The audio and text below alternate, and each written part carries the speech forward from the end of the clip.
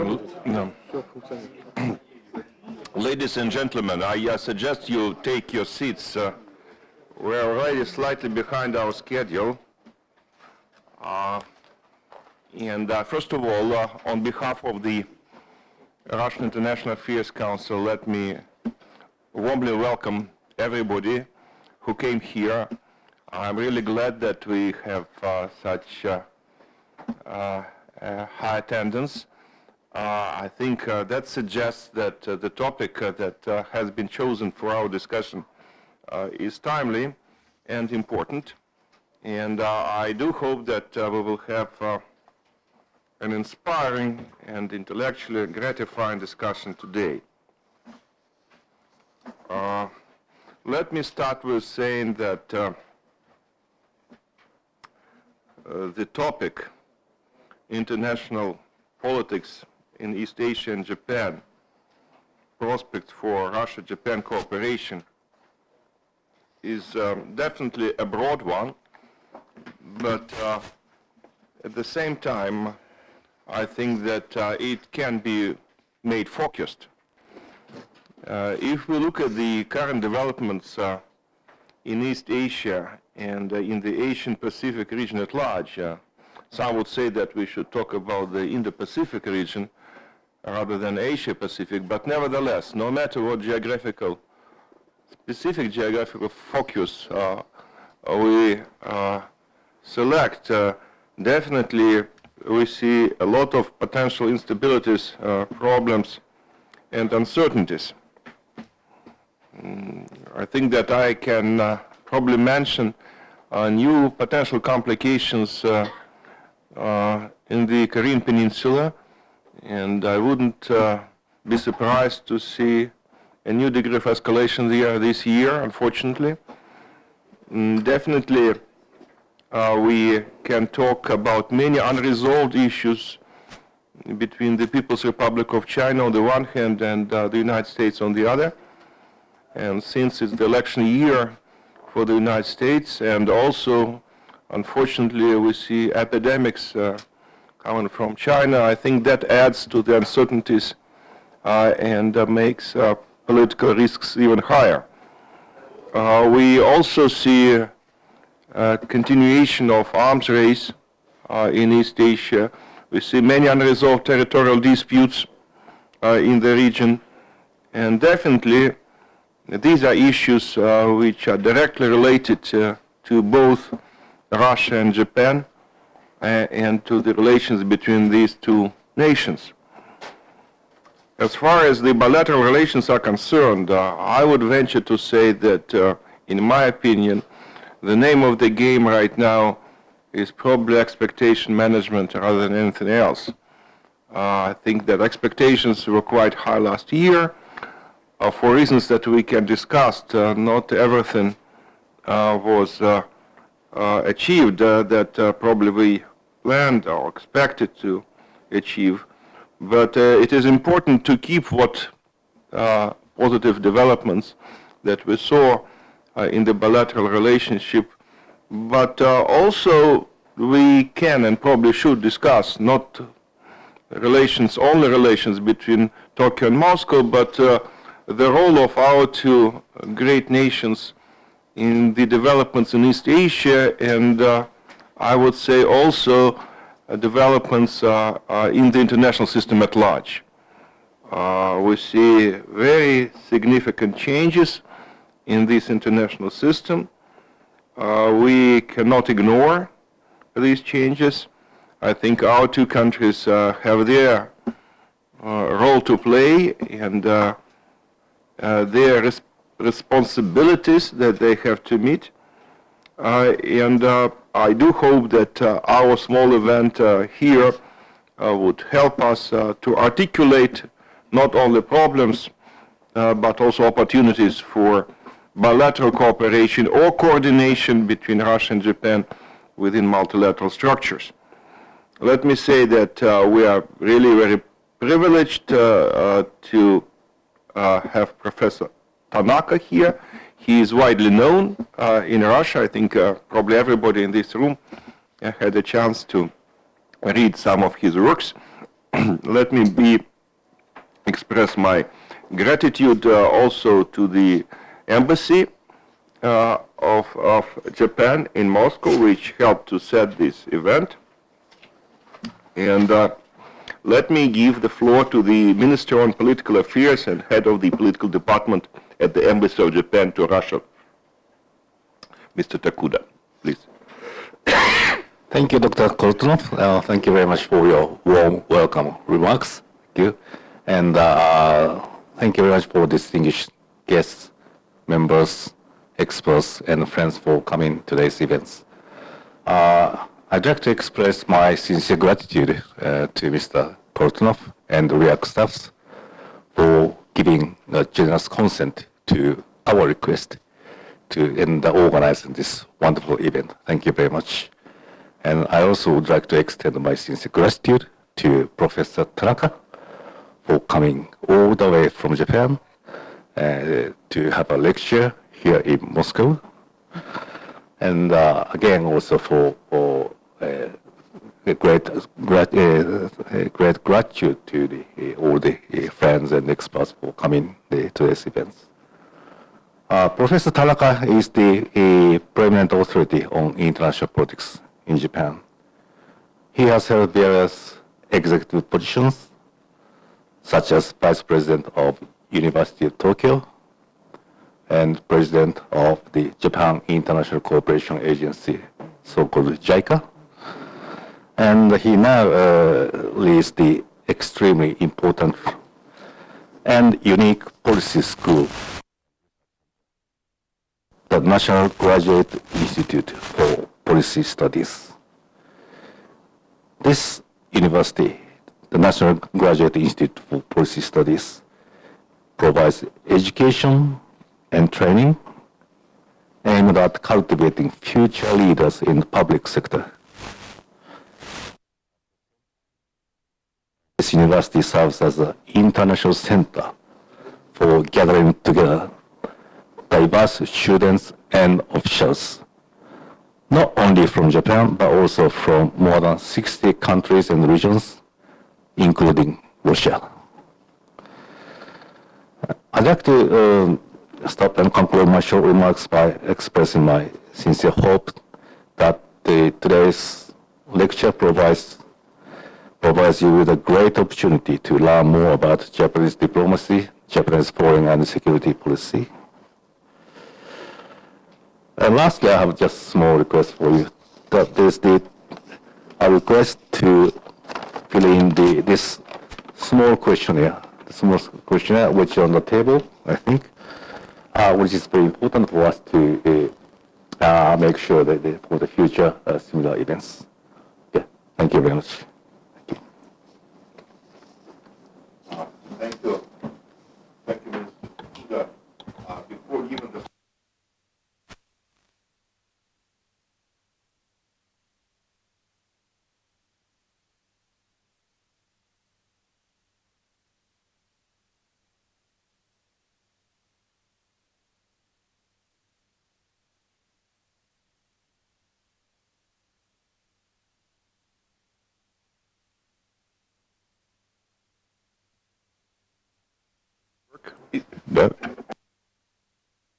more? Okay, that should be Japanese technology. Just before doing that, let me say that Japan remains a top priority for us as an institution.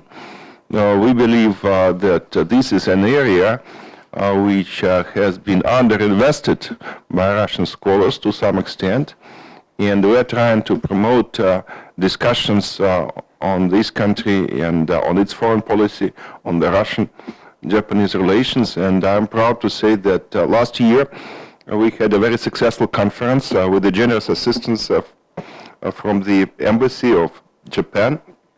And this event is a natural continuation of the discussions that we had in spring of 2019.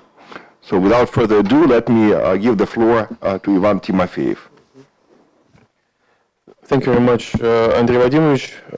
So it's a pleasure and privilege to moderate our today's discussion, and let me please pass the floor to Professor Tanaka, President of National Graduate Institute for Policy Studies. Professor Tanaka, the floor is yours, please.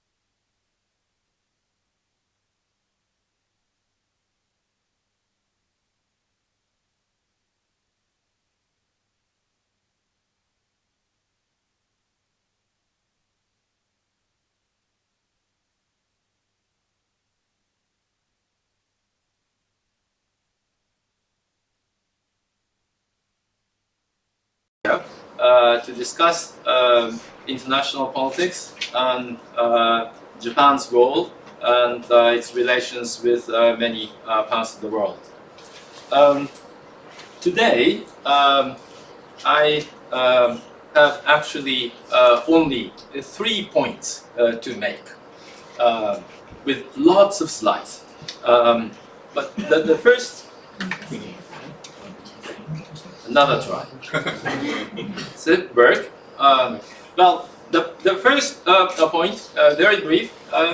Currently, Japan has an unprecedentedly stable government with a prime minister very capable in diplomatic activities. That's point one. The second point, Japan has improved its relations with its key diplomatic partners over the past several years, and is currently could I get this? That means much better. Yes, and Japan is engaged in achieving its new vision entitled Free and Open Indo-Pacific. That's my second point. The third point. Tectonic changes in global affairs may pose serious challenges and difficulties to a capable prime minister and currently, Japan with currently quite good relations, however. And so 2 positive points, the third, big questions. And that's what I would like to go over. First, the first point, stable government under Shinzo Abe. This, I think you understand very quickly. I would like to quickly go over the facts. Mr. Abe is the longest-serving prime minister in Japan's history since the Meiji Restoration. He has already spent 8 years in office. 8 years may not sound longer. I mean, long to you with Mr. Putin in office, much, much longer. But for Japan, 8 years is quite unprecedented. Long history of Japan's constitutional politics. Well, average tenure of Japanese prime minister is about 2 years. And if you look back on the time since the first Abe administration in 2006 to the end of Noda government in 2012, we had 6 prime ministers in 6 years. And in comparison with that, over the past 7 years, we have only 1 prime minister. And Mr. Abe turns out to be the most frequent travelers among Japanese politicians. Over the past 7 years, he made 81 international travels, visiting 176 places in 80 countries. He visited the same country 3 times, 4 times, 5 times, as in the case of Russia. And Mr. Abe has been successful in establishing personal relationships, even personal friendships with world leaders. Most typical is his relations with Donald Trump.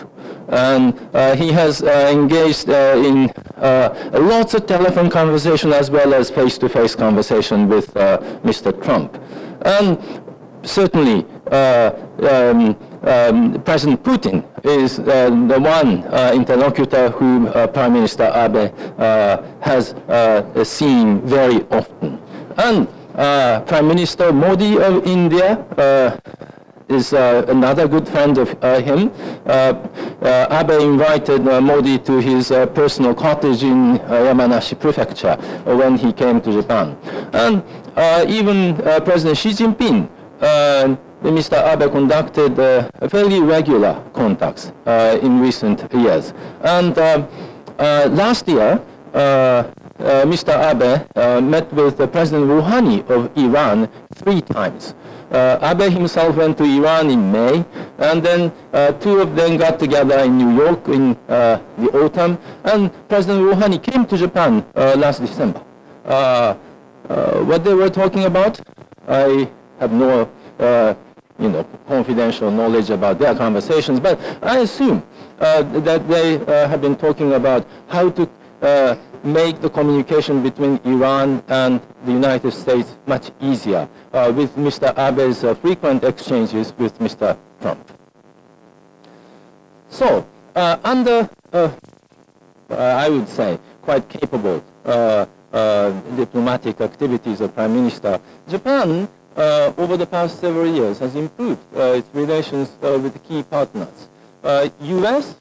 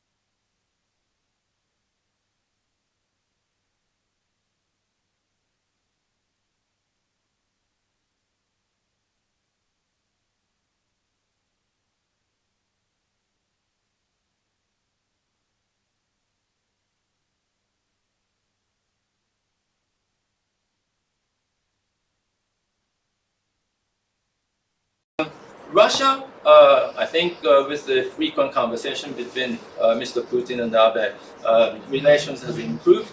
Although, as Mr. Koltunov mentioned, there had been some gap between expectations and the real issue.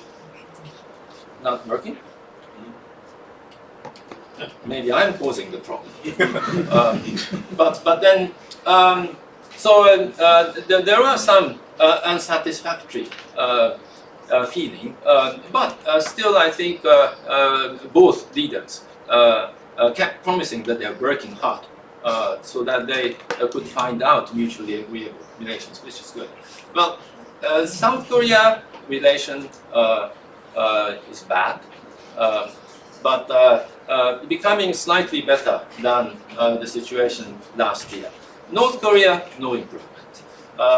ASEAN, I think Japan has maintained a very good relations during those years. EU, also very good. Japan and EU concluded a comprehensive economic partnership agreement so that, again, Japanese consumers now enjoy European wines that are competitive with the Chile wine and others. With this successful improvement of international relations, Prime Minister Abe launched a new vision entitled Free and Open Indo-Pacific. Some say this is a response to China's Belt and Road Initiative. And my argument is that not necessarily, because this vision reflects long-term Japan's efforts in search of its own national interests, not a mere reaction to what the Chinese are doing.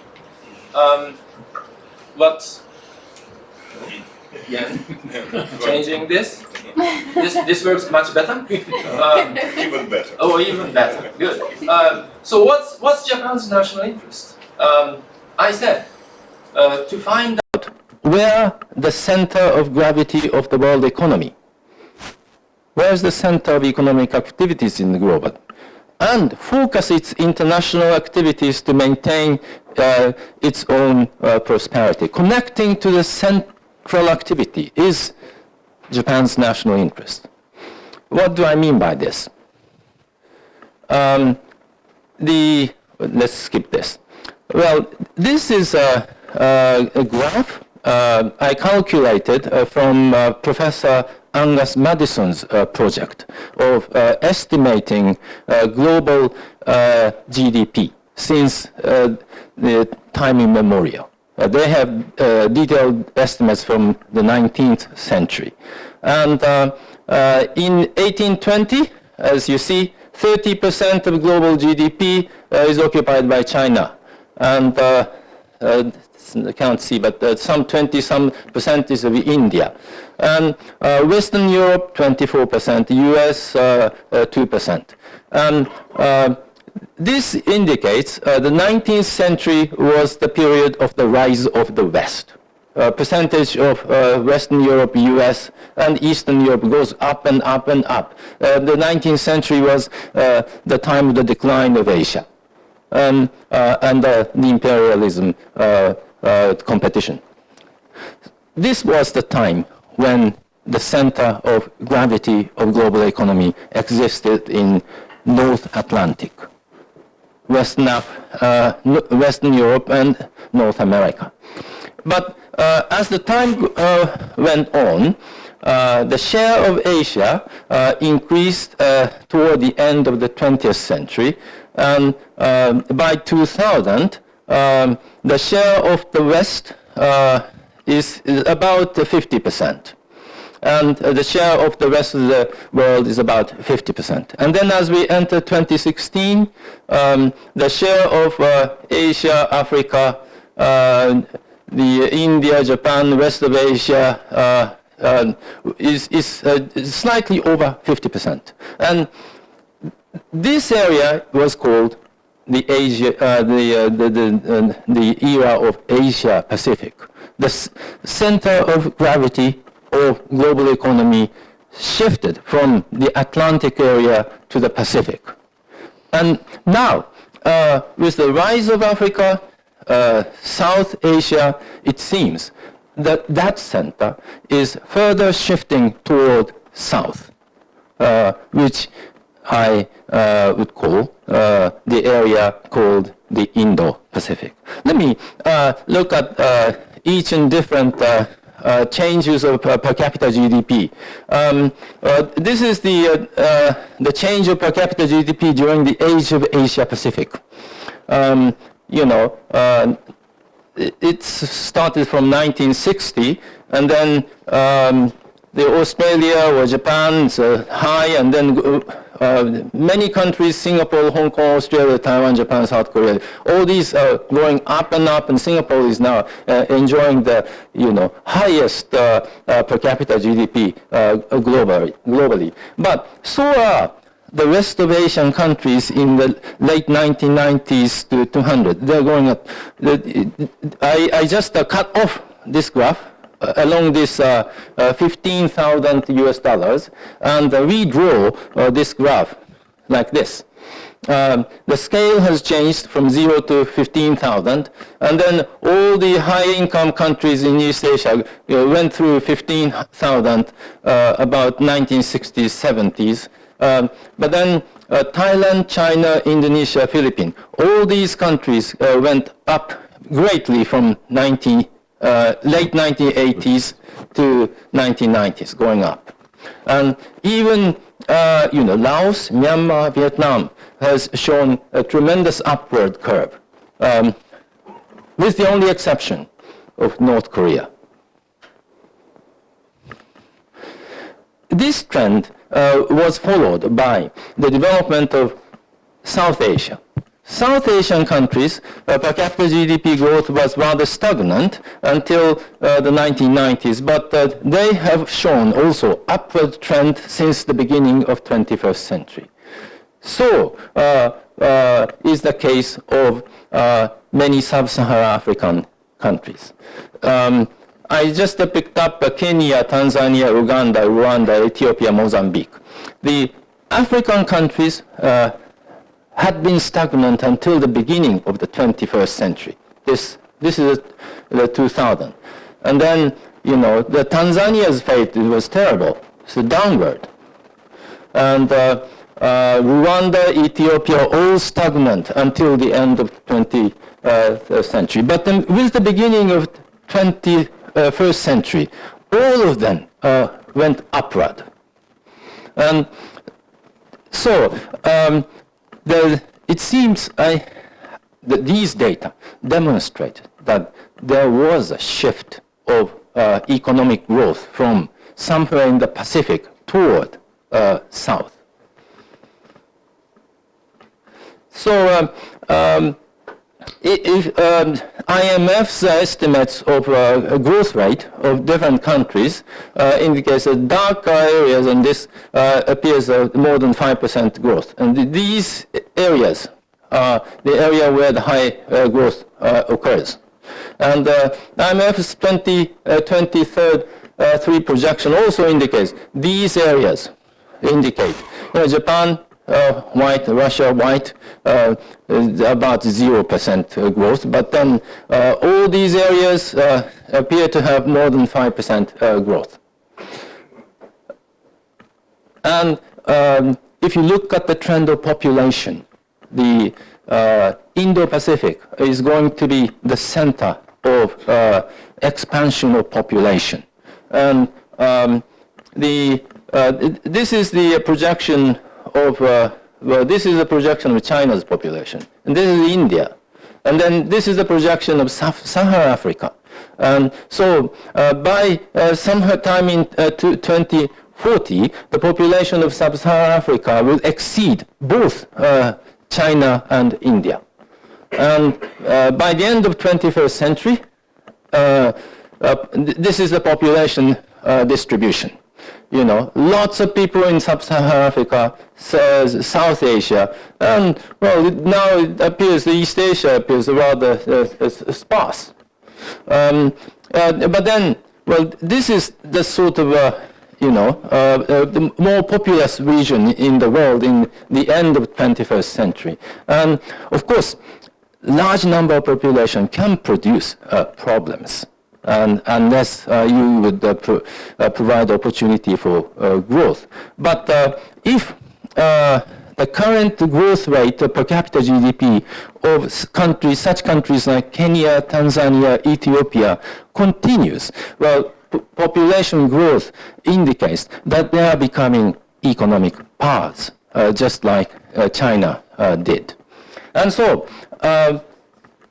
this is the long-term justification for the Japanese to pay attention to the Indo-Pacific.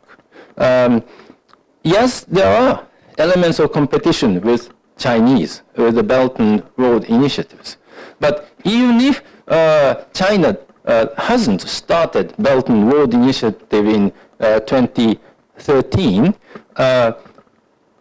as the Japanese pay close attention to economic development, inevitably we have to shift our attention toward Indo-Pacific.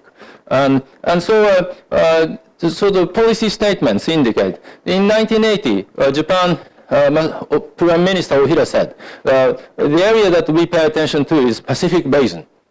And that reflects the then important center of gravity. And then Japan initiated APEC, the Asia Pacific. So shift from Pacific Basin to Asia Pacific, somewhat broader. And then Japan started cultivate its relation with Africa in establishing Tokyo International Conference for African Development in 1993. And in 1996, when Prime Minister, that's wrong. This is a typo, 2006. 2006, when Prime Minister Abe went to India to give a speech at the Indian Parliament, he talked about the confluence of the two seas, meaning the Pacific and Indian Ocean. And so confluence could create a major opportunity. And then in 2016, Abe pronounced Japan's vision of free and open Indo-Pacific in Nairobi when a TICAD meeting took place. Of course, this attention to Indo-Pacific doesn't mean Japan ignore the other regions. For example, last year at Vladivostok, Abe supported Russia's efforts to develop the Arctic Sea lanes. And then Japan cultivated its relations with Central Asian countries with the regular holding of meeting of Central Asia plus Japan dialogue. The last was seventh such dialogue took place in Tajikistan, May 2019. And so, along with many regional attempts, but at this moment, Indo-Pacific captures Japan's attention as an important region of the future. But of course, we have to consider our activities getting along with our friends in China. I will talk about that later. Now, so far I think, I hope I have demonstrated that Japan's diplomacy has been guided by a fairly capable leader toward a sound direction. But now I see some dark clouds, emerging on the scene, and that could give challenges to even capable prime minister and successful records of past international relations. The most important challenge is the rise of China. And this, I think everybody knows about, the facts. This is the GDP change since 1995 to now. Well, American graphs deleted. American graphs somewhere around here. But then this is Japan's GDP. Japan's GDP was surpassed by China in the 2009-2010 period.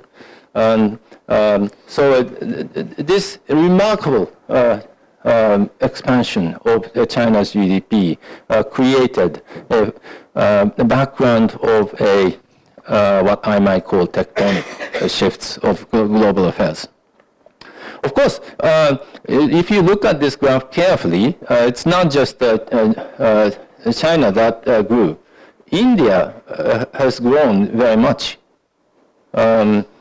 Started out somewhere around the year following South Korea. Now it's India's GDP is about the same size as the United Kingdom and France.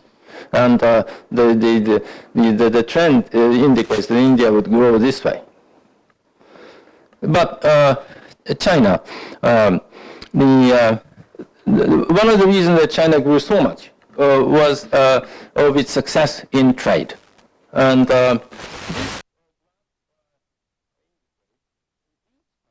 which country is the biggest trading partner? Blue indicates that this country has the United States as the biggest trading partner. Canada's biggest trading partner is the United States. Mexico's biggest trading partner is the United States. And this color indicates Japan.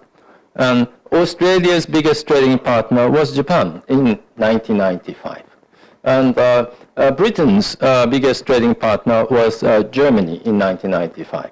And so this was the trend. And then in 1995, North Korea is the only country where China was the biggest trading partner. This, let's look at the situation in 2000. 2000, the countries with China being the biggest trading partner has increased slightly. But in Asia, in the majority of the countries, Japan was the biggest trading partner in 2000. But this has changed. If you look at 2010, the red increased its pace. In 2000, in Russia, China became the largest trading partner. Brazil, China became the largest trading partner. Australia, China became the largest trading partner. So did many African countries. And 2018, red further expanded. And now in US, China was the largest trading partner. In Japan, China is the largest trading partner. And more than 50 countries, China is now the biggest trading partner. This is the success story of China. And then one of the success factor that stood behind the success story of China was, in my understanding, American engagement policy. The United States encouraged China to be part of the global economy and encouraged its trade expansion. And that was epitomized by the fact that the U.S. encouraged China to join WTO. And after its joining WTO, China, as this graph indicates, still the China's trading partners were rather limited in 2000, but then 10 years created this change. And then for, another 8 years.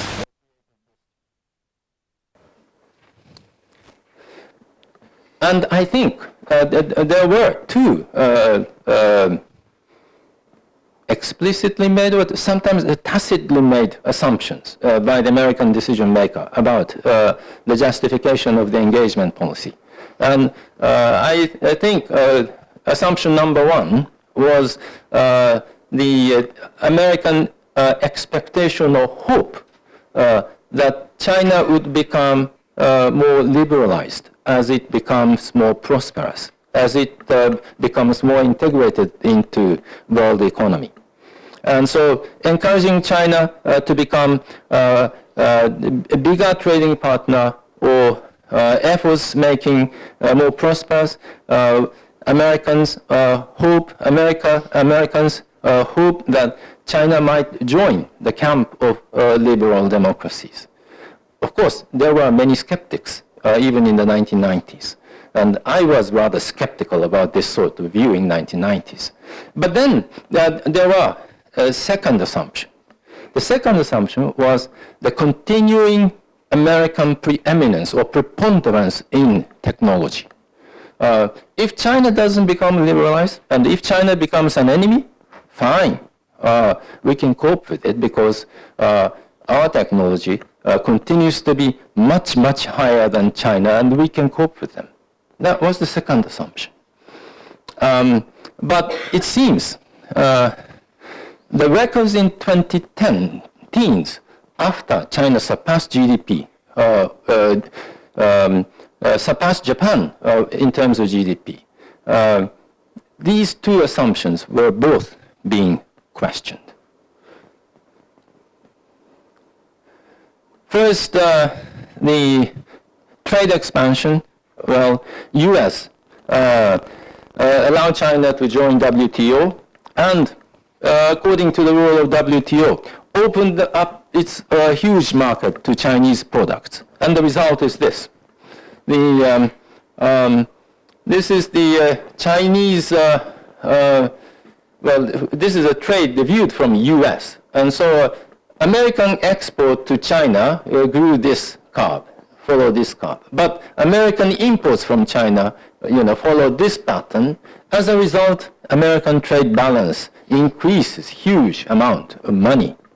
And in a way, virtually all, America had significant amount of exports to China, while America absorbed a huge amount of Chinese products. And this created the sense of dismay, particularly given the fact that during this trade expansion, income of the middle class America hasn't increased at all. And so there emerged the sense that the Chinese prosperity is gained at the expense of the loss of job and loss of income among the middle class Americans, which was, I think, one of the bases of the election of Mr. Donald Trump. And then, about the same time, Chinese started its behavior more assertive. This is the map of Central China Sea, and until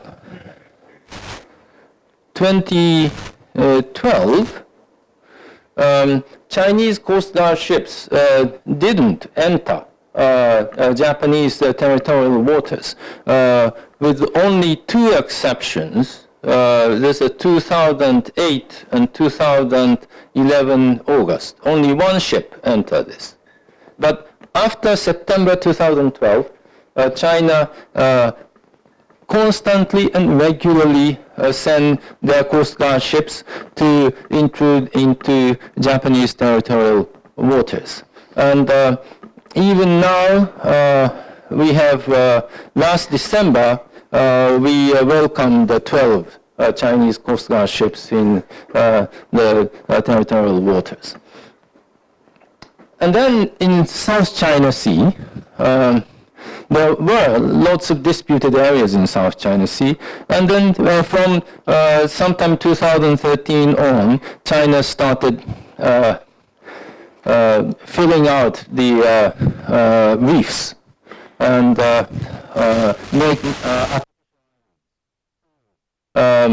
build runways longer than 3,000 meters with military facilities. So these increasing amount of trade deficit and assertive behavior, and then the October 2017, President Xi Jinping made a verbal declaration that China can replace or China can offer an alternative model of development to liberal development model. He said that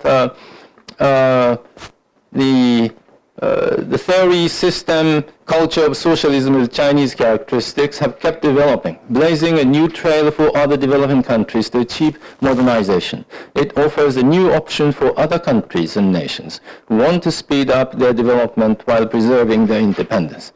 And it offers Chinese wisdom and the Chinese approach to solving the problems facing mankind. It seems I had some conferences, following this party congress. Quite a number of American friends were very upset. They helped China in engagement policy. And then now, China openly declared that the Chinese model is superior than American or other Western ones. And Chinese trying to boast that they can develop without becoming democratized. And I think, personally, I'm not sure whether that was so shocking. shocking. And the national security strategy, published 2 months after that, it said that China seeks to displace the United States in the Indo-Pacific region. And in the same decades, it openly declared that engagement policy was a failure. U.S. policy was rooted in the belief that support for China's rise and for its integration into the post-war international order would liberalize China. Contrary to our hopes, China expanded its power at the expense of the sovereignty of others. And then, following year, Vice President Pence touched upon the fear that the second assumption of the engagement policy, continued American preeminence in technology, might be broken. And he mentioned, now through the Made in China 2025 plan, the Communist Party has set its sights on controlling 90% of the world's most advanced industries, including robotics, biotechnology, and artificial intelligence. And this fear that the China might overtake the United States in advanced technology has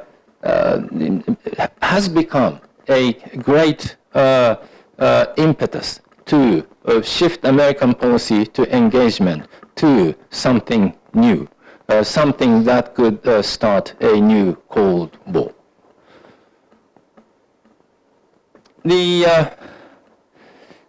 Initially, when U.S. started, tariff war with China, as some observers indicated, this is Mr. Trump's desire to reduce the trade imbalance. But then, together with this, U.S. started excluding Huawei from 5G infrastructure development in many parts of the country, and then named many Chinese companies to exclude from purchases of American industry.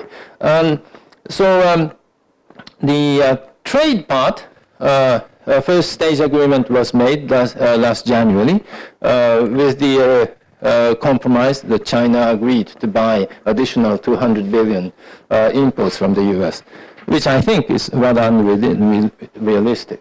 But this prevention of technology transfers to China and reduction of reliance on Chinese high-tech products will continue. And there are strong segments of American decision-making circles that insist China should be decoupled from the global value chains. And in fact, under the influence of U.S.-China trade war, many companies investing in China are shifting their plants away from China. Many Japanese have been doing that, and even Chinese companies are doing that. Well, I believe, in conjunction with the onset of new Cold War, I was worrying if the global economy might have entered a period of fairly long-term economic downturn. This again is a graph I draw out of the Angus Madison's project. And this depicts the change of global world production per capita, or average income of people globally. And according to that, now the average income each individual globally is $15,000 US. Purchasing power parity. And then looking at this, there are stagnant period, high growth period, stagnant period, high growth period, and then what? And following this, this is the growth rate. 5% is about this, negative 5%. And as you see, 1930s, there are lots of negative growth time. And then if you look at this, there is a high growth, low growth, high growth, low growth, high growth, low growth. And it appears there is a long wave with the length of some 40, 50 years. Long wave of 40, 50 years? Well, of course, this is the observation made by Nikolai Kondratiev, who insisted there were long waves in global economy in 1920s. And Kondratiev, Russian economist, insisted that the world has experienced 3 Kondratiev waves from the beginning of Industrial Revolution. And this indicates the end of the 3rd, and then this is a 4th Kondratiev, and then this is a 5th Kondratiev. And it appears, this is a Lehman crisis, 5th Kondratiev appears to indicate lower growth until 2016. And now we know 17, 18, 19, under the influence of American trade war and structural problems of Chinese economy, Chinese economy decelerates, and many countries depend on China for their exports. And if the Chinese economy grew less, then that could have negative impact on many other economies in Southeast Asia and others. And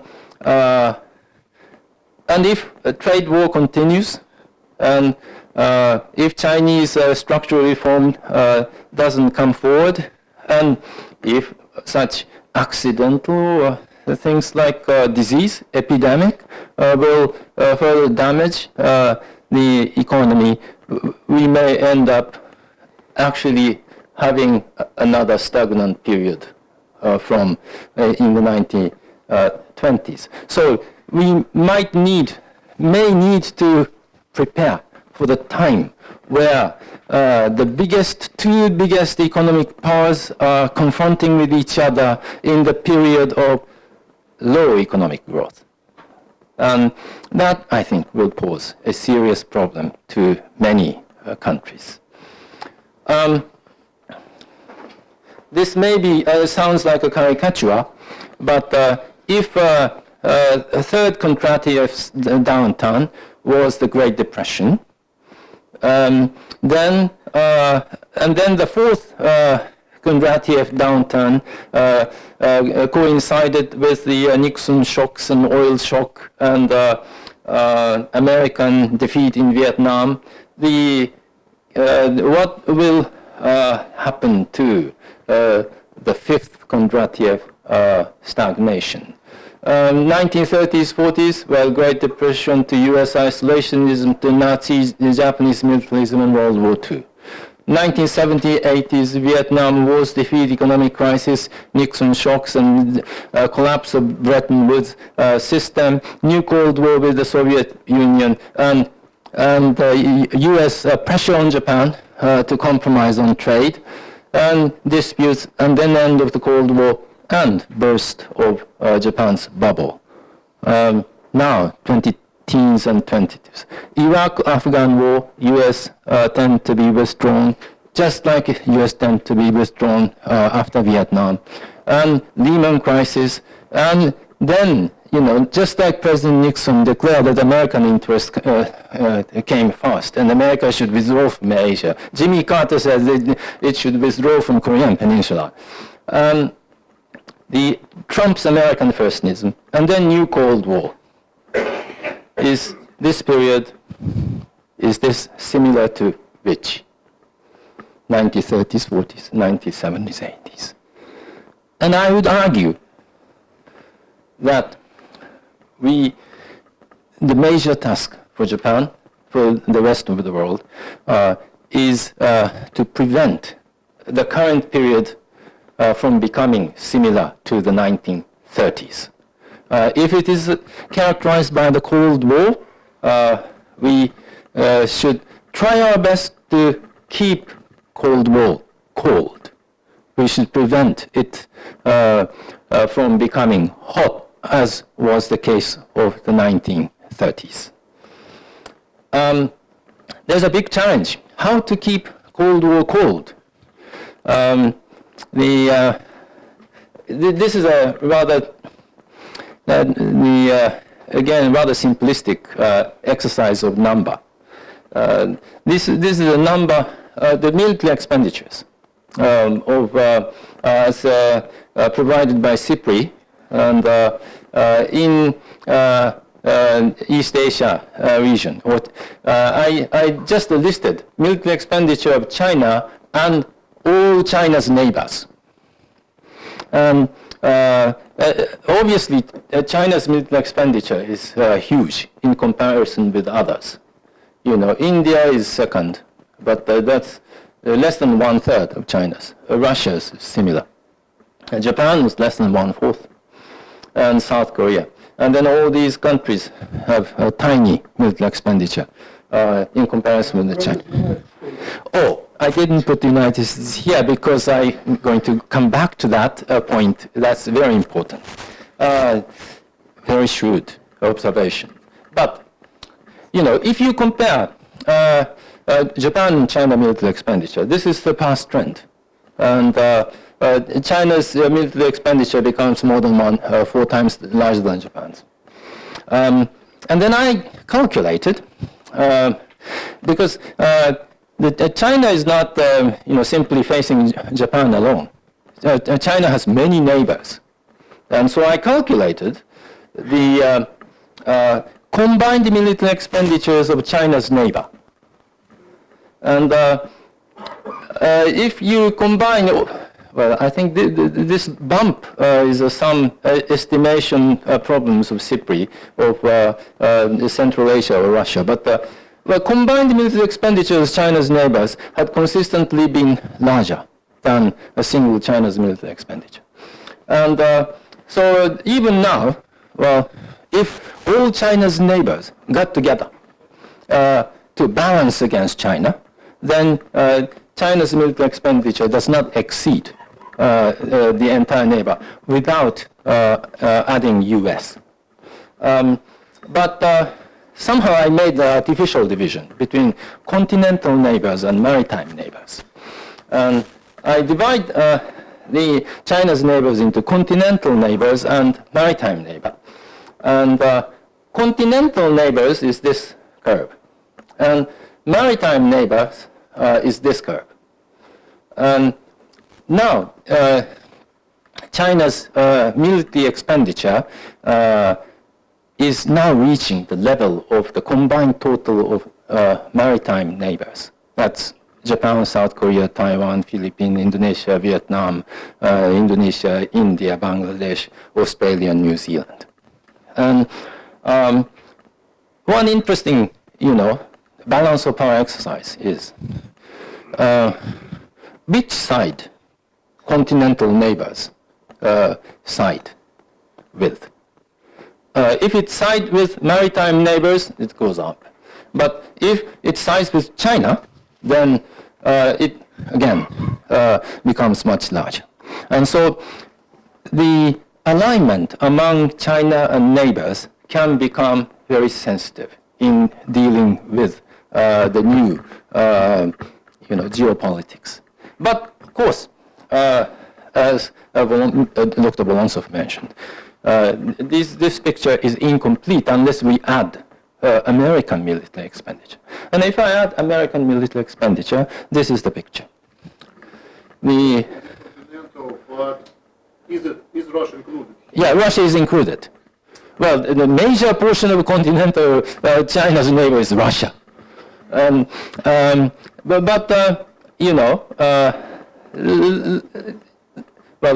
if you add the U.S., this change. The scale has become very different, and this indicates how big the American military expenditure has been, despite the ups and downs.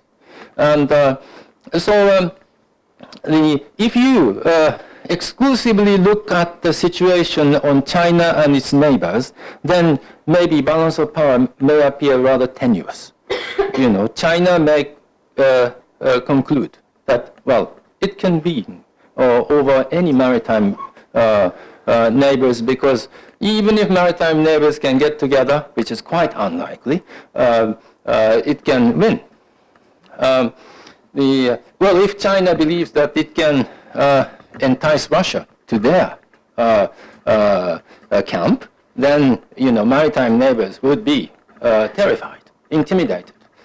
But of course, if you add American military, it's very hard for Chinese to make such calculation unless the U.S.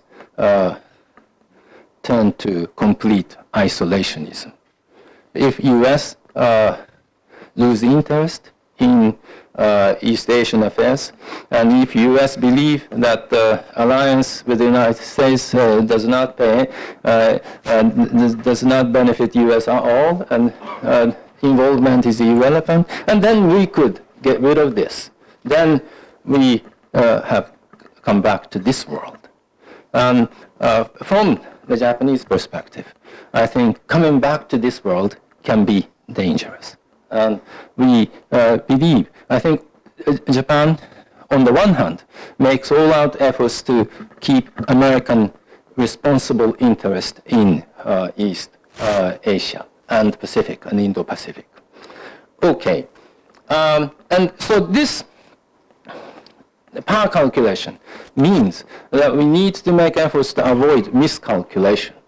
And so I said Japan has to help maintain the system within which nobody makes miscalculation in favor of resorting to arms. And Japan needs to persuade the U.S. that it is in the U.S. best interest to maintain its credible military presence in East Asia. And Japan should keep pressing China to make the emergency communication system as effective as possible so that to avoid miscalculation. Well, challenge 2. Avoidance of hot war is challenge 1. Challenge number 2, management of zero-sum world. As I said, we may enter into a period of Cold War plus long-term economic stagnation. That could entice people to have the sort of a zero-sum concept. Somebody's gain, somebody's loss. Your gain is my loss. My gain is your loss. And that type of world is a difficult world to manage. Minimize the area of competition. I think that's the challenge for Japanese diplomacy. On the one hand, Japan has to reassure that U.S. and liberal democratic camp will continue to excel in technological innovation. And internationally, Japan should support liberal values internationally. But Japan should also find areas of cooperation with China on less sensitive technological areas and on issues common to both Japan and China, for example, climate change, disease control, Indo-Pacific development, so that we could somehow ameliorate the danger coming from the zero-sum world. Finally, maintain liberal international order. To the countries like Japan, which enjoys prosperity by international intercourse, trade, as well as benefits from foreign direct investment, maintenance of liberal international trade order is very important. However difficult it may be because of this protectionist tendencies and downturn. In the period of lower economic period, just like in 1930s, and even 1970s, 80s, there were lots of protectionism. And so how to prevent that? Again, a difficult task. But so far, Japan tried to keep the agreements that contains liberal as possible, such as TPP-11, Japan-EU EPA, Japan-US trade agreement, and now currently we are working together with ASEAN and India to realize regional comprehensive economic partnership. And after the Brexit, maybe Japan and UK will conclude a trade agreement. So that's about my presentation. I just pawned to you all those graphs and pictures for your consideration. Thank you very much. Thank you very much, Professor Tanaka, for your presentation, which is rich in content and intellectually provocative. I'm looking forward for a discussion, but before I'm opening the floor, I would like to pass it to Professor Streltsov, Dmitry Streltsov, who is one of our distinguished scholars on Russia-Japan relations and Japan as such, please. Thank you very much, Ivan Nikolaevich. Well, my task is to give comments on Professor Tanaka's brilliant speech. So I have very few things to add or to comment. Well, I think that the speech was very informative and it gives a big perspective of future development of the world. It gives ground for further reflections on our future paths. But only maybe three things I want to not to judge but to comment on in connection with Professor Tanaka's speech. First of all, the situation in Japan, domestic situation in Japan, and Professor Tanaka's evaluation of Prime Minister Abe's foreign policy. I agree with that. Generally, it was quite successful in terms of Japan's relations with neighbors. If we compare the state of these relations today and the situation in 2012 when Mr. Abe rose to power, of course, the situation is much better for Japan. But the only thing I want to say that one of the risks of Mr. Abe's rule is that Mr. Abe's personal diplomacy, which was quite successful, but it just overestimated the personalistic element, because Abe built his diplomacy on so to say, constructing personal relations with the leaders of neighboring countries. It was rather successful, of course, but it gives grounds for certain doubts whether such diplomacy would be successful after Mr. Abe resigns in 2021, because all this system of personal contacts should be reconstructed, built from scrap, and of course that would be a great challenge for the successor of Mr. Abe. And generally speaking, well, I deal with domestic politics in Japan. I would say that Japanese consensual democracy is now in crisis because of the authoritarian style of Mr. Abe's management, and therefore much is given to the personal will, to the personal connection of the political leader. Therefore, there is some, of course, ground for further discussion on this point. Another thing is that Mr. Tanaka dwelt upon Japan's role in the Pacific. It was a brilliant analysis, but I would say that speaking from the constructionist theory, that today all these concepts work, and it is also true on the part of China and on the part of Japan also, when they are given a good propaganda, of course, they are given a good PR background, when they are heavily propagated by leaders, by media, etc. But on the part of Japan,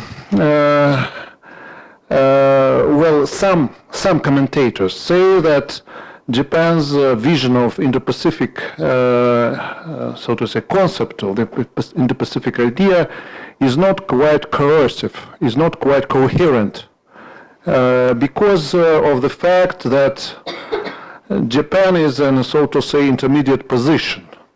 On the one hand, it is the representative of the so-called liberal world, of the US-centered system of economic world or global system, but on the other side it is an Asian power with the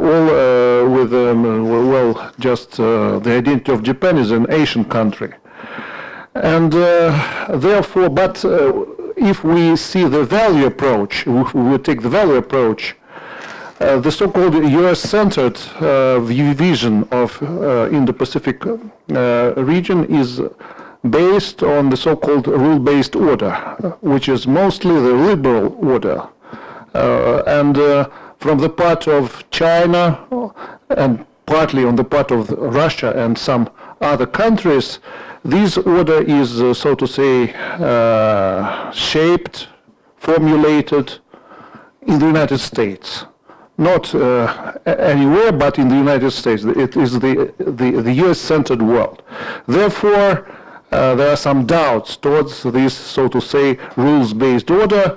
And as far as I remember, Russian Minister of Foreign Affairs repeatedly spoke that this concept arouses much doubt on the part of Russia because of this fact.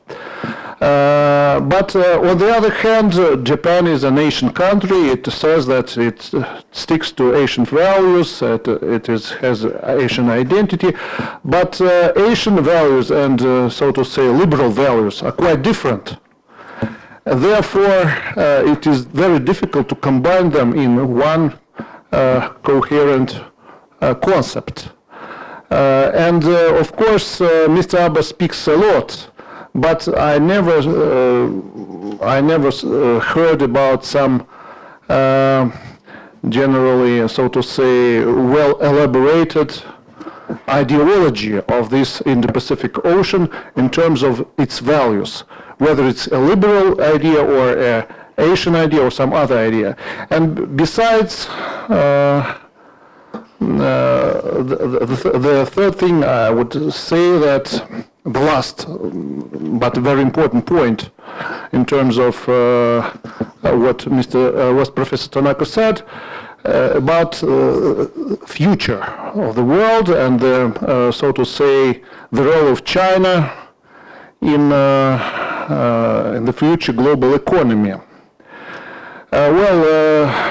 Professor Tanaka spoke a lot of alarmist approach, took an alarmist approach, speaking that the rise of China poses a threat to liberal world, etc. But if we see from another, so to say, stance to this problem, it is China which is the proponent of a liberal trade system. It is China, not the United States, which attracts attention to the crisis of the WTO, and it is China which is beneficial from free trade.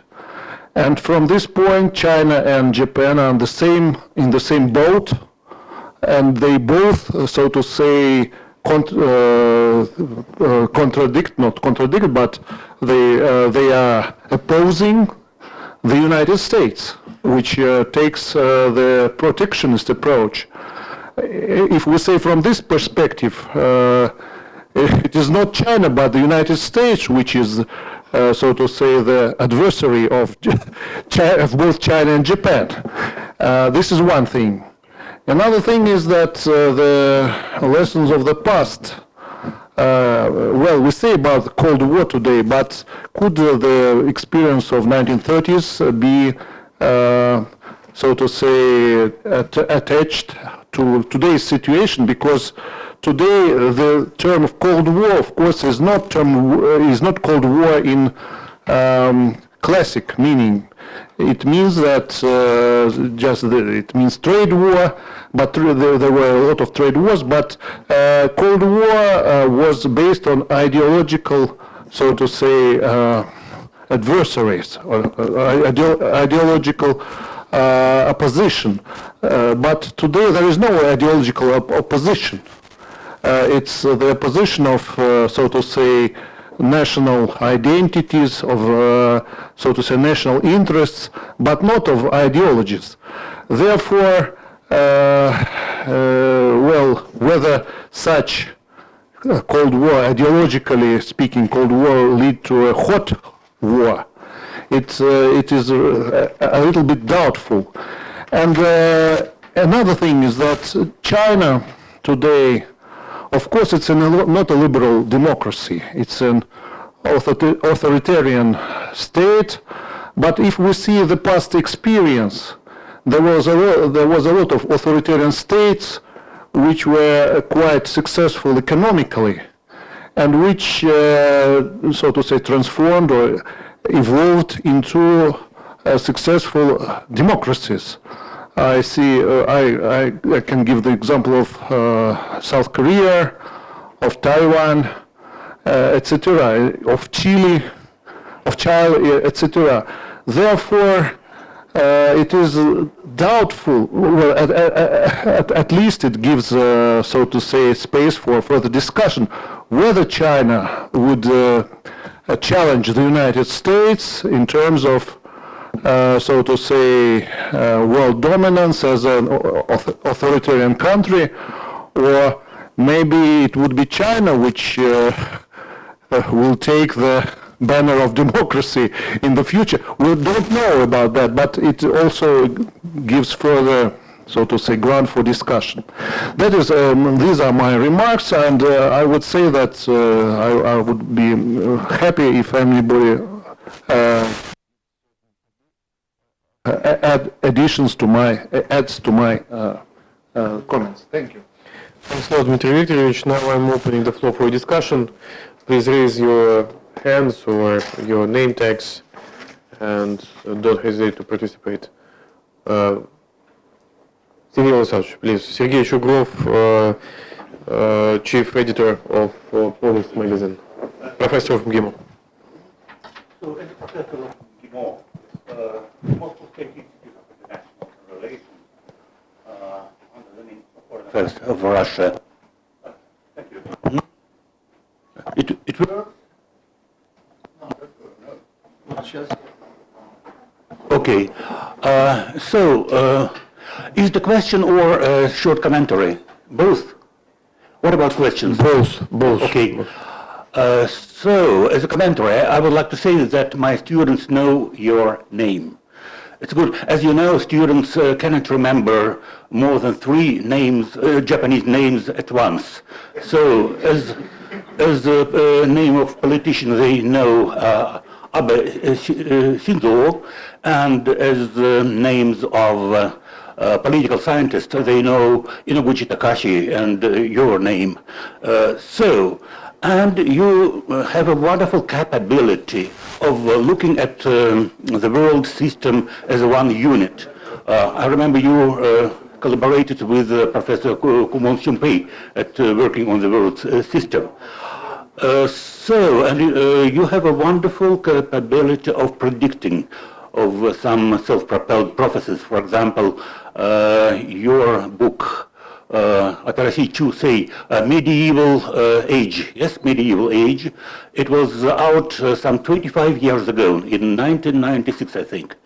So, you just compared the current situation in the world, this atomization of countries, of the world order, as a process when the unions disappear, when everybody fights for his own country, when the countries compete with each other, and some epidemic diseases dominating the world, and so the current plague of coronavirus was also just in your reflections of 1996, I think. That's interesting for me. So, as if your predictions come true, My question concerns the Constitution. As you know, Russia has entered the period of revising our Constitution. So I'm trying to see some trends in this discourse around the Japanese Constitution. This is an everlasting saga. So I looked through some public opinion polls concerning the Constitution, and so I have some data on the public opinion attitude towards the revising of the 9th article. So it's Nihon Jinto Kenpo Chosa of NHK Bunka Joho Kenkijo 2018. So 29% of the Japanese want to revise, are ready to revise, to have the constitution revised. 27% say no to any revising of the constitution of the 9th article, and 39% do not know. So we have three-thirds. 1/3 says yes, 1/3 says no, and 1/3 doesn't know. So, what's your guess? What's your prediction? Will Abe Shisho be able?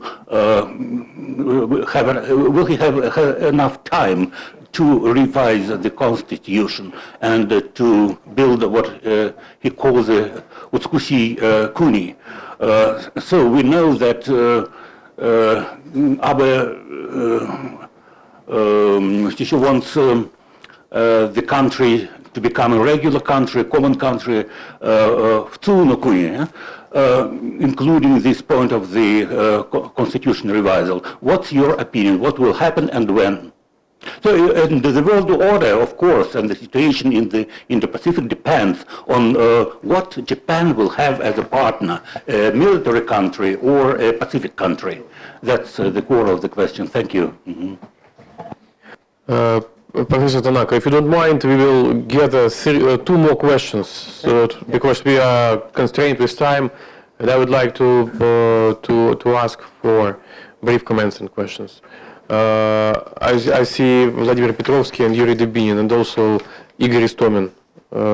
Sergei Utkin, we will do it in two approaches. Please, Vladimir Evgenievich. I have a small question to Professor Tanaka. What do you think about the future of the trilateral free trade zone involving Japan, China, and South Korea? Because it looks like the more US-China trade war intensifies, the more China is being interested in it. Is it the same about Japan, and what do you think about it? Thank you. Thanks a lot. Professor Dubinin, please.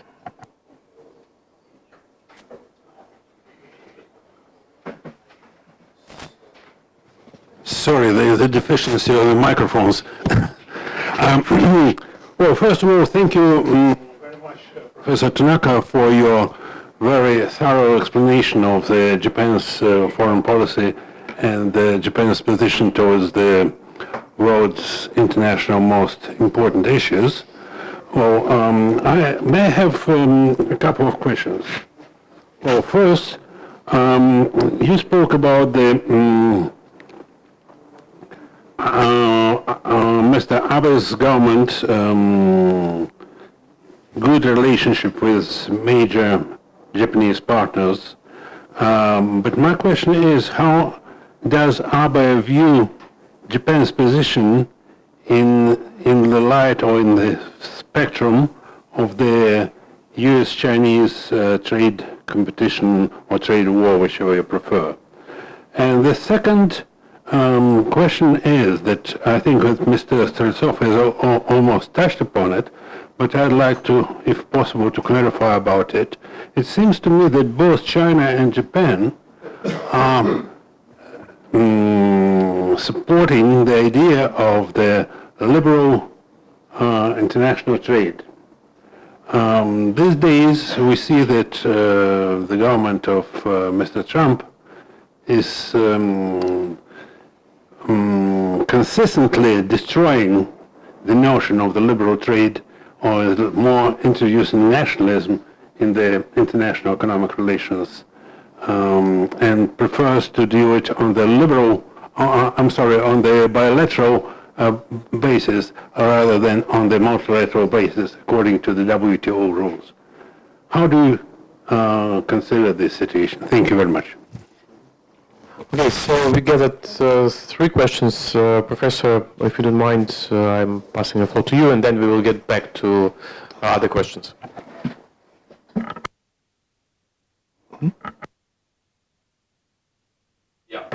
Oh, is it on? On? Well, thank you very much for very, very good questions. One good thing about sloppy presentation is that it will able to collect good responses and questions. I think I agree with Dr. Stresov about, first of all, the dependence on personal relations by Mr. Abe can pose a risk for Japanese diplomacy. It seems Japan relied too much on Mr. Abe's capability to cultivate good relations with many leaders. And so I think naturally if Abe is gone, who is able to do the same thing? And that's a good question. And I think the foreign ministry has to work hard to catch up on the prime minister. But I think recently Abe had three foreign ministers. Sorry to give you too many Japanese names. Well, Kishida, Kono, and Motegi. And I think three of them are also quite capable foreign ministers. And so, and then some of the successors, the potential successors of Mr. Abe, Mr. Ishiba is quite knowledgeable of international affairs. So I hope somehow try their best to establish their relations with world leaders as they become leaders. Of course, one wild card which I sometimes think of, that Mr. Abe is still young, as young as Mr. Putin, and next Prime Minister may be able to employ Shinzo Abe as his or her foreign minister. And then I think Japan could cultivate, continue to use his personal relationship. But then, of course, again, Japan as a nation should establish its solid relations based on national interest. How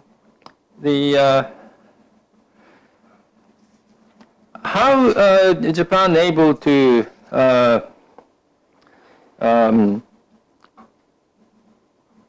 make a coherent value strategy on the Indo-Pacific vision? I think that's a good case. And then Abe's position, and the catchword is free and open Indo-Pacific. And so essentially the vision is that Indo-Pacific should be rules-based and as open as possible. And so essentially Indo-Pacific is believed to be a region of liberal order. But the difficulty then to any visionaries of liberal order is that not all countries embrace liberal values. And then what should we do with those countries which do not embrace liberal values?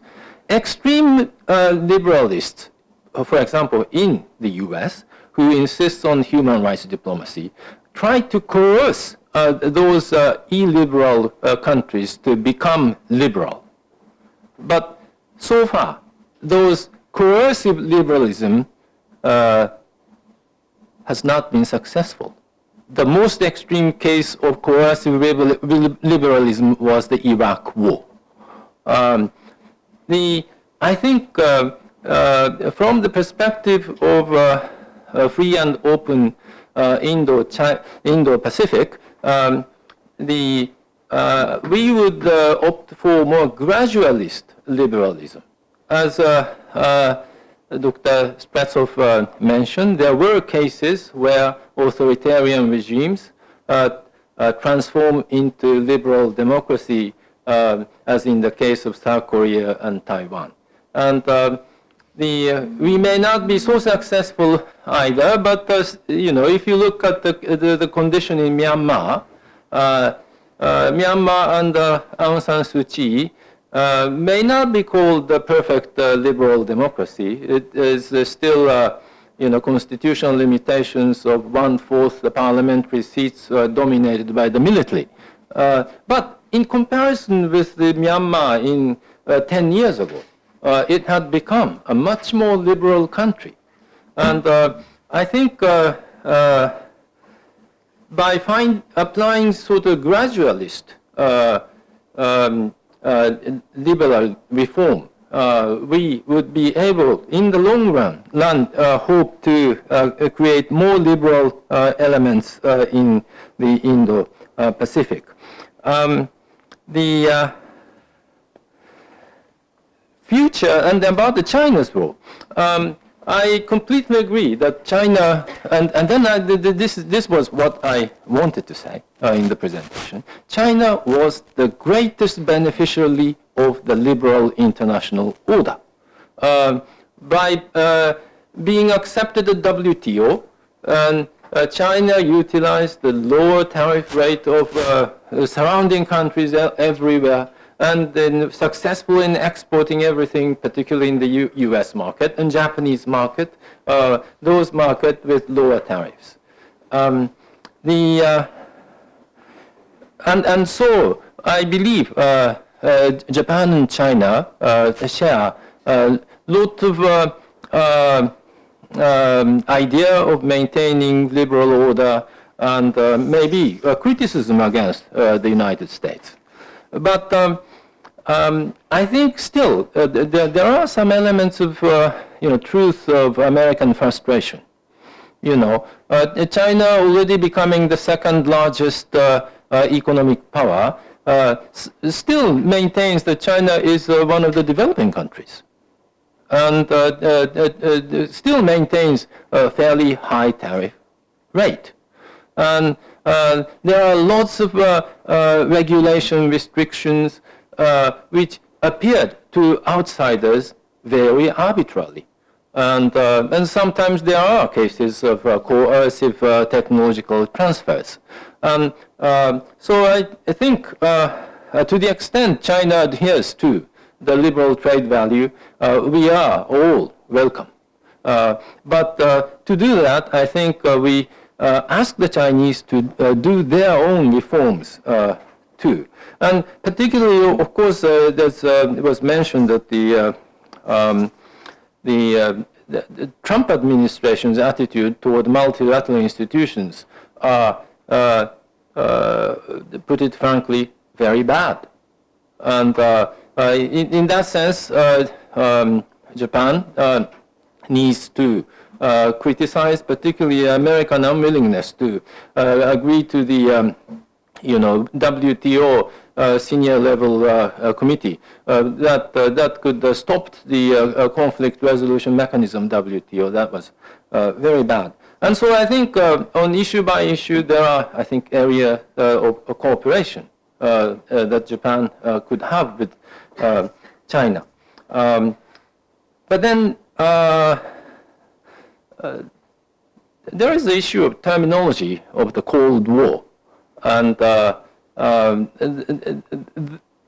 if we limit the term to the international relations that existed between the Soviet Union and the United States since 1940s to the end of 1980s, and if you limit the term to that particular historical phenomena, then of course the current one is not the Cold War.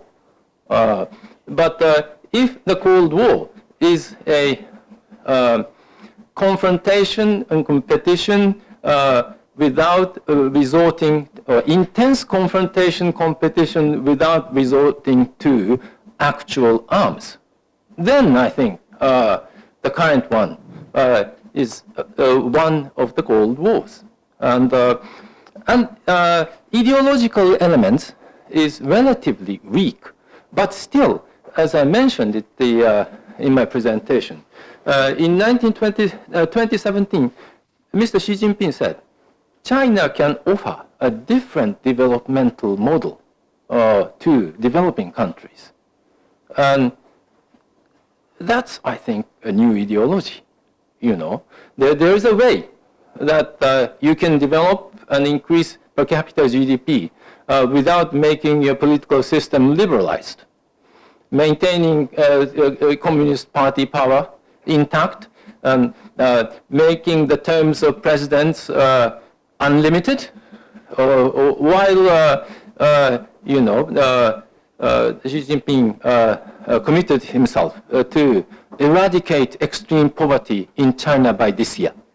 And that's a new, you know, even though it doesn't have a, you know, good textbooks like, you know, Das Kapital or, you know, Lenin's works. And Xi Jinping thought, not sure that maybe as a literary work may not be appealing too much, but still, it still has certain elements of ideology.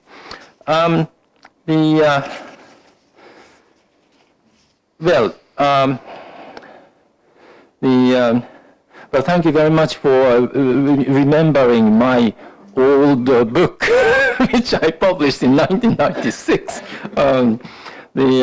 I'm very grateful for someone who remembered my book I published more than 20 years ago. The possibility of Japanese constitutions, my frank opinion is that probability is very low. As the opinion polls that was presented in detail, there is no strong support for constitutional amendment. And so despite Mr. Abe's strong will and intention, it's very hard. As long as Mr. Abe maintains its coalition with Komeito, it's very hard to change the constitution. And then from my own personal perspective, maybe Mr. Abe doesn't like me, but I don't really see any point of revising the Constitution at this moment. Now that Mr. Abe changed the interpretation of Article 9. You know, previously, the biggest problem of the previous interpretation of the Japanese current constitution was that because of Article 9, Japan was not able to exercise collective self-defense right. And Mr. Abe himself revised this interpretation. Even under the current constitution, Japan can make a limited exercise of collective self-defense. And limited exercise of collective self-defense is, in my understanding, sufficient enough to maintain good collaboration with American military. No urgent need to change the constitution. And then after this revision of the interpretation, you know, the Japanese budget passed the Diet every year, and no challenges in constitutional court. And so this interpretation, at least legally, is well accepted, and then no need of constitution. So, but I think politically, Mr. Abe wants to change the constitution for his legacy. but I personally, well, in a way, disagree with him about the practical necessity. The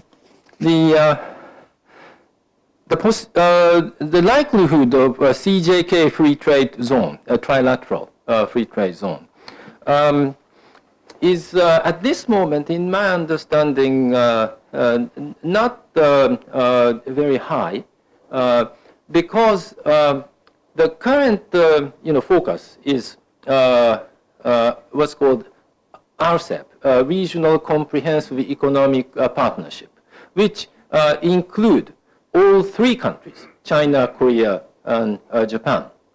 And so if RCEP is realized, then three countries belong to one free trade zone.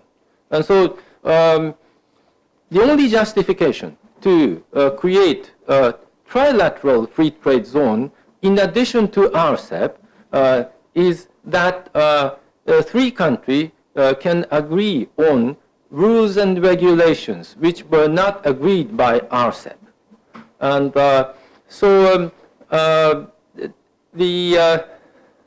this could be somewhat related to the prospect of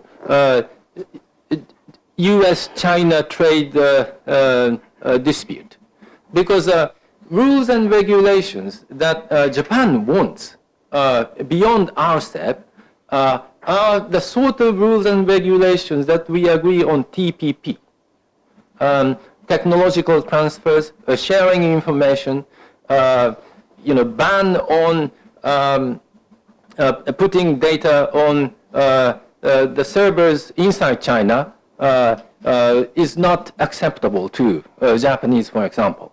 And so trans-border data sharing is something that we want. And so if China agrees to those regulations and change of that, then we may be able to conceive of CJK trilateral FTA. But if Korea and China agrees on those desirable regulations and harmonization rule, then I think the easier way for them to join TPP rather than having trilateral FTA. And so, yeah, trilateral CJK FTA is somewhere in between RCEP and TPP.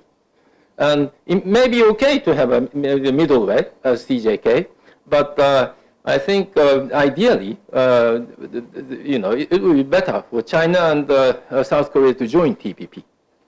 Thank you. Well, how does Mr. Abe look at the current U.S.-China disputes? I believe he is quite sympathetic with Mr. Trump about his complaints, but then also, as I said,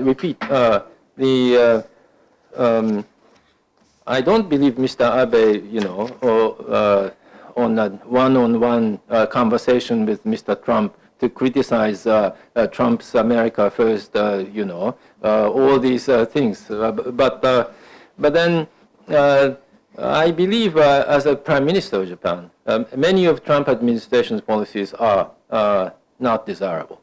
And so in some cases, well, Abe may have a conversation with Xi Jinping, sharing their complaints against Mr. Trump, which they would never, transfer to Mr. Trump. But, the Xi Jinping-Abe conversation, if in future we could have access to diplomatic records of, Xi Jinping-Abe conversation, we may be able to find some common complaints against Mr. Trump. That's right.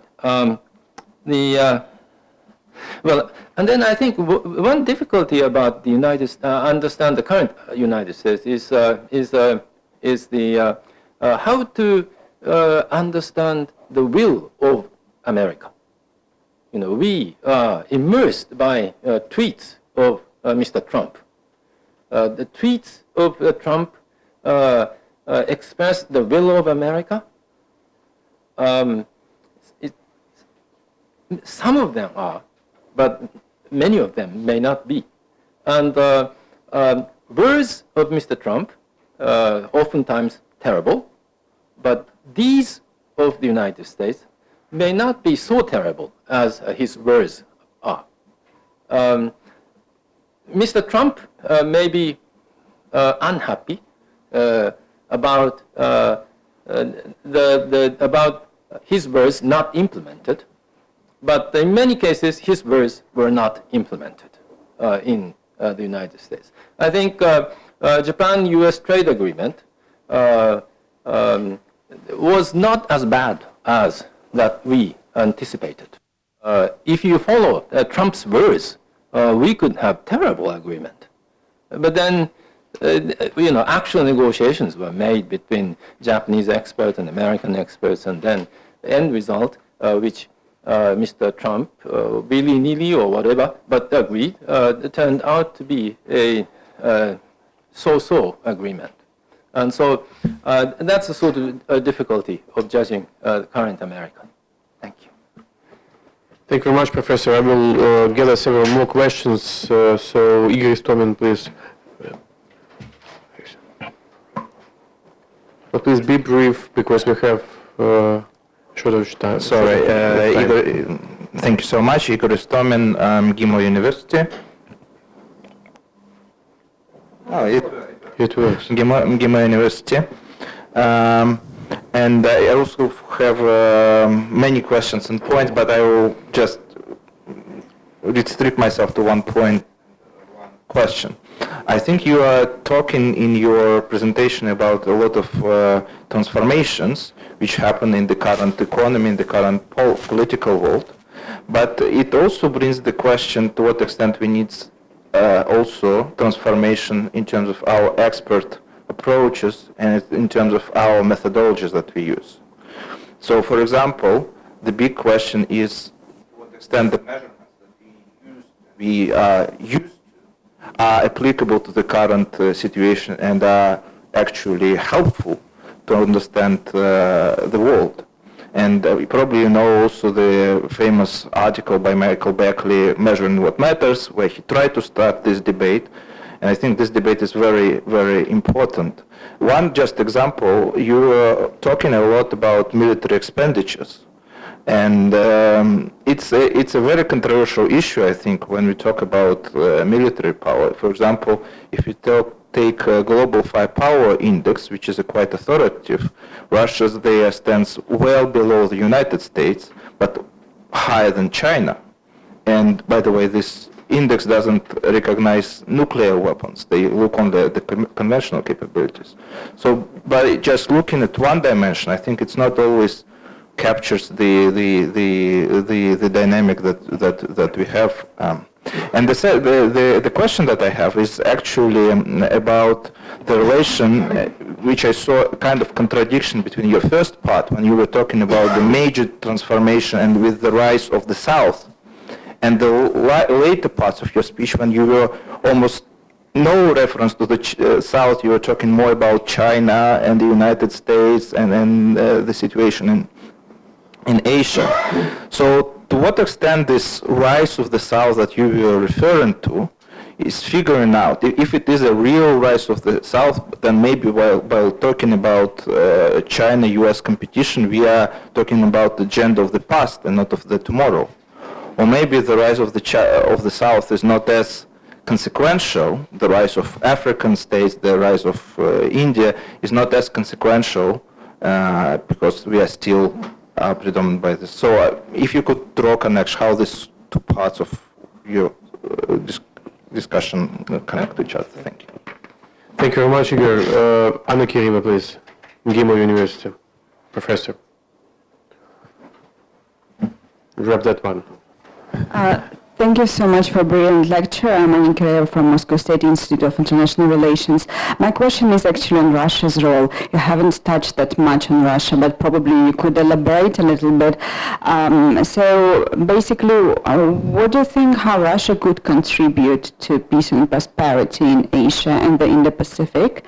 And what could be the areas for Russia-Japan cooperation? What do you think we have not really done that much, Russia and Japan together, but what we could do in future? Thank you. Thank you very much, Anna. Екатерина Колдунова, Gimo, I can't see you. Yeah, Екатерина, please. Professor Koldunova, yeah. Over there, but I was very attentively listening to your presentation, and thank you for sharing your ideas, President Tanaka. So you raised one important point, among others, about managing zero-sum. Is it better? You raised one important point about managing zero-sum game, which seems virtually impossible in the current situation. So could you please tell us how Japan is planning to react to the US-China trade deal? Because one of the concerns is that buying more from the US will mean buying less from other trade partners, and you showed us the colorful map about that. And the second part of the question is that we know about the win-win deal discourse, which became inherent to Asia for many decades after the collapse of the bipolar system. What can we do to ensure this type of cooperation currently? Thank you. Thank you very much, Екатерина. Sergey Utkin, Imam of Russian Academy of Science. Thank you. I have two questions to Professor Tanaka, and first refers to what you touched upon in your last response on Trump, and more broadly about Japanese-US policies.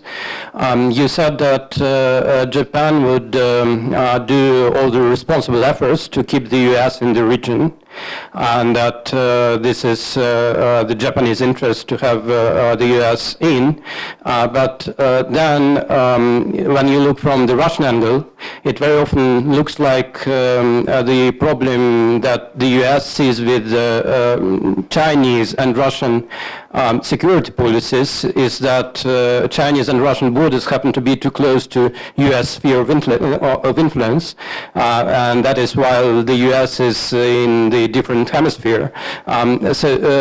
Isn't it exactly the attitude, this willingness to keep the US in, that fosters this Cold War and maybe even open conflicts in the future? And what are the limits to this responsible efforts to keep the US in?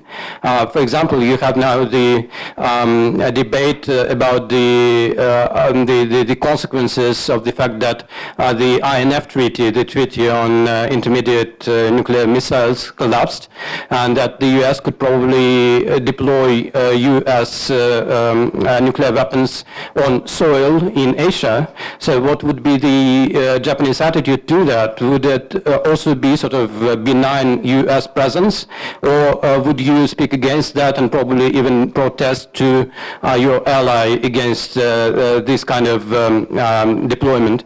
And the second question, you mentioned North Korea, that is sort of standing out because it doesn't demonstrate any kind of economic growth that all other countries of the region demonstrate.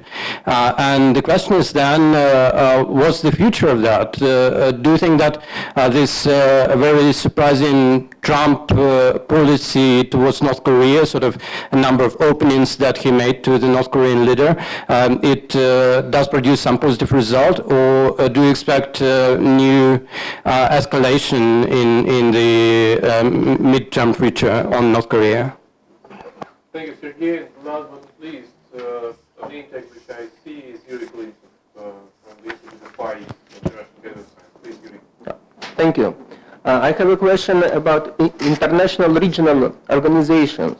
During the lecture you mentioned that Japan has introduced the format the dialogue, Central Asia plus Japan. And we know that last year in December, the president of Uzbekistan made the state visit to Japan. So it shows that both sides have interest in the cooperation. And my personal research interest is Shanghai Cooperation Organization.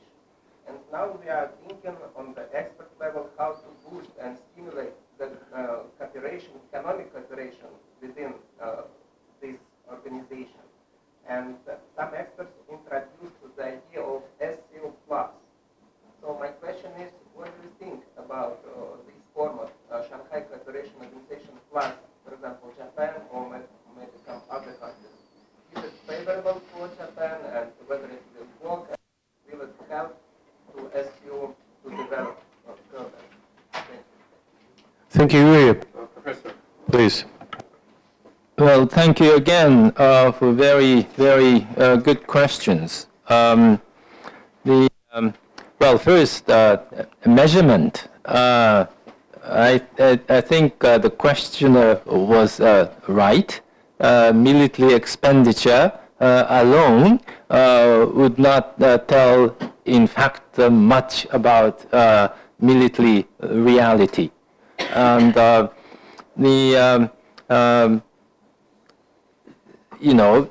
finding out any unidimensional measure about multidimensional complex phenomena is oversimplification. And so I accept the criticism, but the major point of putting out military expenditure is because that calculation of power balance can be very, very difficult. And then if military expenditure does not tell military reality, then again, my point is, there emerges a possibility of miscalculation. Some country may feel that they are able to utilize military forces to influence others. But sometimes that might create military conflict. And so avoidance of miscalculation, you need to do multi-dimensional efforts.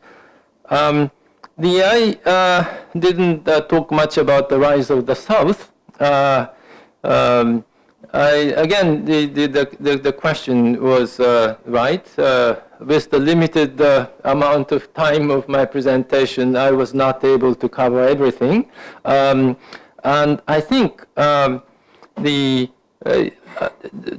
point that I raised in my in the latter part of the presentation is the sort of, in a way, danger coming from in the next 5-10 years, or at least, Kondratiev's downturn period of 20 years or so. And then after that, maybe, well, even during that time, as I mentioned about the military expenditure, I thought I was mentioning about the importance of the rise of India. But then the rise of sub-Saharan Africa, I think in order to feel that, we may have to wait another 2-3 decades. But even now, I think African countries are playing quite constructive roles in such areas as promoting the UN Agenda 2030, Sustainable Development Goals. Although still the size of economies, even though rapidly rising, are limited, and so we need to wait several, a few more decades. The Russian role in avoiding hot war. This is something to do with this, the question, another question about the doubt about the desirability of American presence in Asia. My point, I believe that at least from the Japanese perspective, it is essential to have American military presence. But to make American military presence not as dangerous as to lead to a hot war, we believe it would be necessary to create a multilateral mechanisms of dialogues. I think it is important to make all international interactions reduced to single-dimensional China-US confrontation. And, all countries allied either China or the US. And then all things are confronted through the medium of US-China confrontation. That, I think, is undesirable. And Japan, Russia, cooperative dialogues, and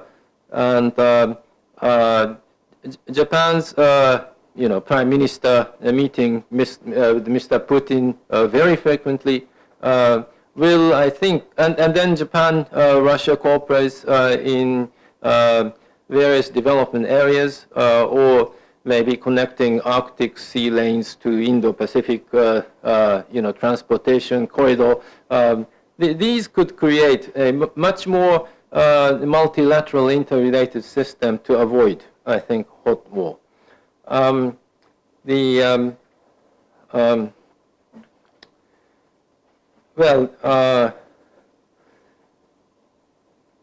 Japan's position to US-China trade deal. The Japanese government, I think, has not made any negative comment on the US-China trade deal.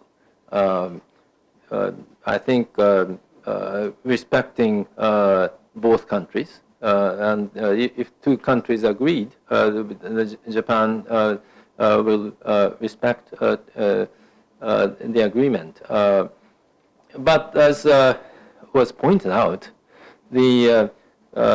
I personally believe the American coercion to China to agree on,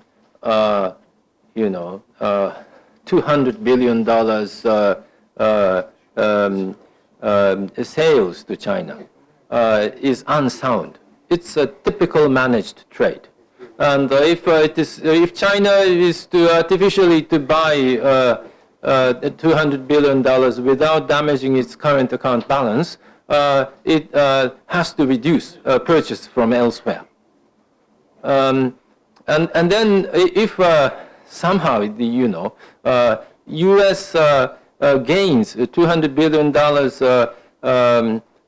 exports to China, given the American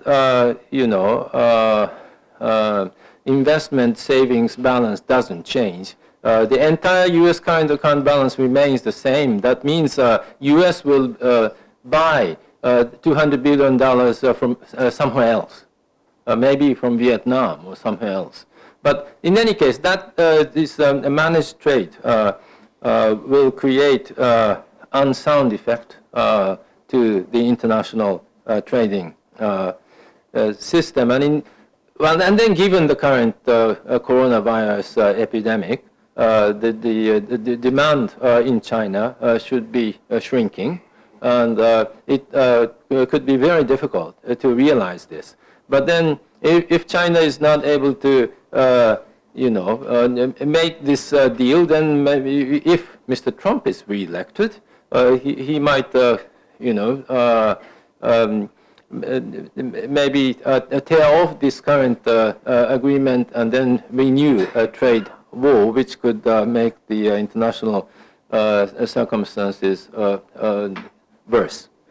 Well, Japan is very much interested in South-South cooperation and the development purposes. I think it is quite promising that many developing countries are trying to work together. North Korea, I'm Well, my understanding of North Korean situation is this.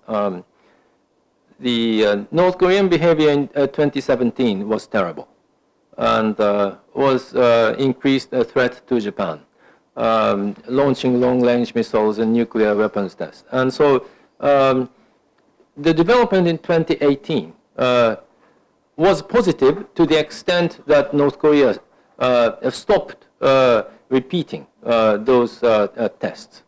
But the Trump-Kim Jong-un summits, 3 summits, have not brought about any concrete results. I think to the U.S. and to many respects to the Japanese, North Korean demand of lifting all UN-related sanctions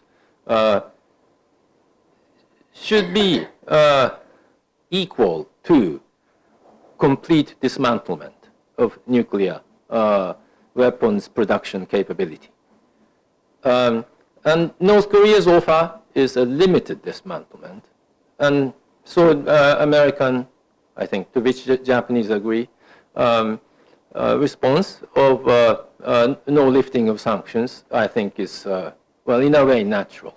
Mr. Trump appears to make a deal by personal relations, but as nuts and bolts compared, then no progress, well, turned out to be made. And so, in my understanding, this stalemate continues. And then Japan's position is to insist that UN sanctions continue to apply on North Korea. On this, I think the Japanese-American views are different from a Chinese-Russian proposal of some sort of step-by-step approach. And this, I don't believe, would become convergent. And so the current stalemate continues. In the meantime, we don't know what Mr. Kim Jong-un is going to do next. And I don't know what he's in mind. Thank you very much, Professor. I think that... Again, yeah. one more thing. Okay. Yeah, this international organization, that's right. Well, Japan has an interest in Central Asia. And in fact, President of Uzbekistan came to Japan. And then from my very narrow perspective of the president of GRIPS, National Graduate Institute for Policy Studies, our big clients are Central Asian countries. We have many students from Kazakhstan, Uzbekistan, Kyrgyz, Tajikistan, and Mongolia. And so from a narrow perspective of our school, we should urge Japanese government to cultivate more relations with Central Asian countries. The Shanghai Organization Plus, I think it can be an interesting idea. Because other organizations have such scheme, ASEAN plus China, ASEAN plus Japan.